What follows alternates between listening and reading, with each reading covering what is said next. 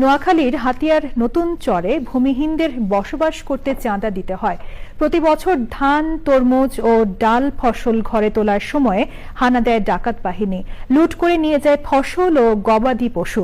চাঁদা না দিলে ভাঙচুর করে বসত ঘরে আগুন ধরিয়ে দেওয়া হয়। নোয়াখালী থেকে আলাউদ্দিন শিবলুর পাঠানো তথ্য ভিডিওচিত্রে আল মুকসিদের রিপোর্ট।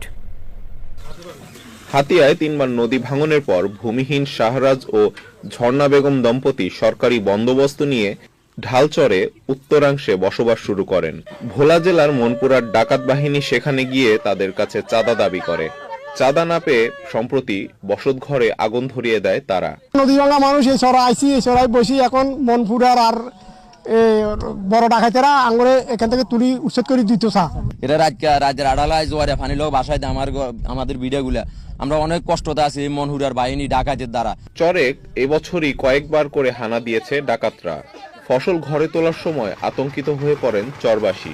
আমি গত মাস করছি 5 কেজি জমিন ধান কাটি রোদে শুকাইছে, আর ইনুস নাজির হেলাল সিদ্দার এরাও কিছু বাইরে নিয়ে আসি ধানগুন খেতেন বান্দি হোয়ানে নিয়ে গেছে। ডাকাতের জিম্মি দশা থেকে মুক্তি চান চরের মানুষ। এরা ছাগল নিয়ে যায়, গরু নিয়ে যায়, মহিলার উপরে নির্যাতন করে যায়, একটা সিস্টেমে সুযোগে সদ্ব্যবহার করে এরা চলে যায়। আমরা আইসতে আর এরা নাই। পুলিশ জানিয়েছে নৌযান না থাকায় মূল ভূখণ্ড থেকে নদীপথে 20 কিলোমিটার দক্ষিণে দুর্গম চরে তাৎক্ষণিক যাওয়া সম্ভব হয় না।